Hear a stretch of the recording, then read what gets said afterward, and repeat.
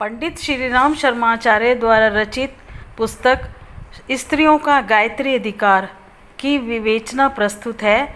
इसमें वे सबसे पहले नारियों के समुचित सम्मान की बात करते हैं कि भारत में सदा से पुरुषों की अपेक्षा नारी को अधिक पवित्र माना जाता रहा है। उन्हें बहुधा देवी संबोधन से संबोधित किया जाता है। धार्मिक संबंधी कार्यों में स्त्रियों का सर्वत्र स्वागत किया गया है। वेदों के मंत्र दृष्टा जैसे अनेक ऋषि हैं, वैसे ही ऋषिकाएँ भी हैं। ईश्वर ने नारियों के अंतःकरण में उसी प्रकार वेद ज्ञान प्रकाशित किया जैसे पुरुष के अंतःकरण में। इसी तथ्य को उन्होंने अनेक पौराणिक ग्रंथों से दृष्टांत देकर भी प्रमाणित किया है।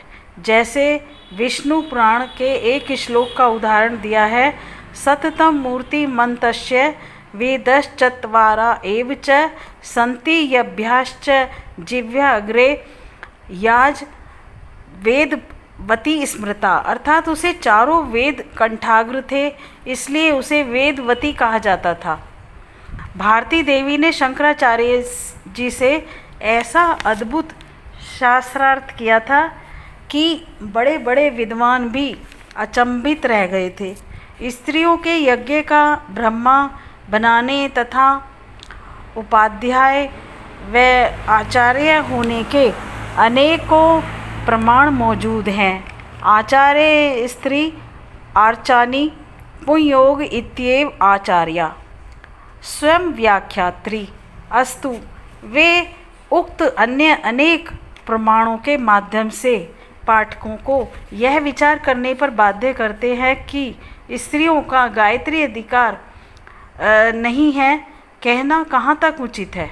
ऋग्वेद के एक श्लोक उदसौ सूर्यो अगाध उद्यम मामको भगा यह तद्विद बलापति मन्य साक्षी विषा सहेम, जिसमें स्त्रीलिंग द्वारा गाई गई क्रियाएं हैं कि सूर्योदय के साथ मेरा सौभाग्य बढ़े, मैं पति देव को प्राप्त करूं के द्वारा, एवं वाल्मीकि रामायण में सीता जी की प्रतिदिन वेद मंत्रों द्वारा यज्ञ करती हैं, जैसे अनेक मतों का उन्होंने प्रतिपादन किया है। इसमें वशिष्ठ स्मृति में यह तक लिखा है कि यदि स्त्री के मन में पति के प्रति दुर्भाव आवे तो उस पाप का प्रायश्चित करने के साथ 108 मंत्र गायत्री के जपने से वह पवित्र होती है। वे लिखते हैं कि इतने पर भी यदि कोई यह कहे कि स्त्रियों को गायत्री का अधिकार नहीं है तो उसे दुराग्रही कहना चाहिए।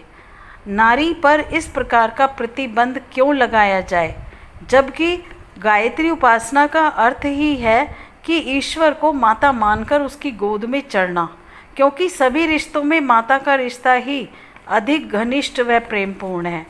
इसका कारण गुरुवर ने मनुष्य की विचित्रता और उसमें घुसने वाली अनुचित आवश्यक बातों को बताया है कि कभी वह समय था जब यत्र नार्यस्तु पूज्यन्ते रमन्ते तत्र देवता कहा गया, और कभी ऐसा समय भी आया जब नारी को पतित त्याज्य पातकी ठहराया गया और पुरुष की श्रेष्ठता का पोषण करने हेतु नारी को पालतू पशुओं जैसी स्थिति में पहुंचाने हेतु मध्यकाल में हमारे पौराणिक ग्रंथों में ऐसे मंत्रों का भी समावेश कर दिया गया जिससे नारी वेद मंत्रों को ना पढ़े। गायत्री मंत्र भी चूँकि वेद मंत्र है, इसलिए उसे ना अपनाने, स्त्री व शूद्र वेद ना पढ़ें, स्त्री शूद्रो नाधीयताम आदि बातें फैलाई गई और कई भोले मनुष्यों ने इन्हीं बातों को सनातन मान लिया और वेदों और मनु द्वारा बताए गए तथ्यों को भुला दिया गया, जिनमें नारी की महानता व श्रद्धा का वर्णन था।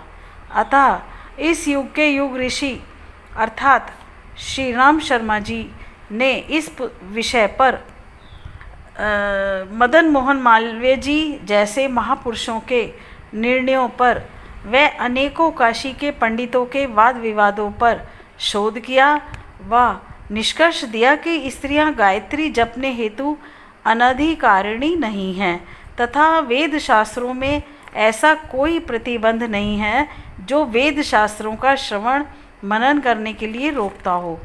हिंदू धर्म वैज्ञानिक धर्म होने के कारण इसमें कोई विचारधारा स्त्रियों को धर्म, ईश्वर, वेद विद्या आदि के उत्तम मार्ग से रोके और निम्न स्थिति में पड़े रहने के लिए विवश करे।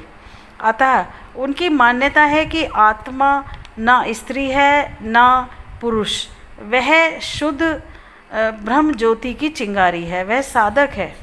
लिंग भेद की कोई अयोग्यता स्त्री पर थोपी नहीं जा सकती, बल्कि पुरुषों की अपेक्षा स्त्रियों में धार्मिक तत्व अधिक होते हैं। उनकी दिनचर्या अधिक सतोगुणी होने के कारण सौम्य, सेवापूर्ण, उदार, सहिष्णु होती है। गायत्री मंत्र का प्रभाव उन पर इसीलिए अधिक पड़ता है। वे ही समाज को भव्य, शिक्षित, उदात्त बनाती हैं। स्त्रियों का गायत्री अधिकार जितना फैलेगा उतना ही लोक कल्याण व आत्मनिर्माण का लक्ष्य पूरा हो सकेगा। अंत में उन्होंने प्रत्येक विचारवान को 8 प्रश्न स्वयं से करने के सुझाव इस पुस्तक में दिए हैं।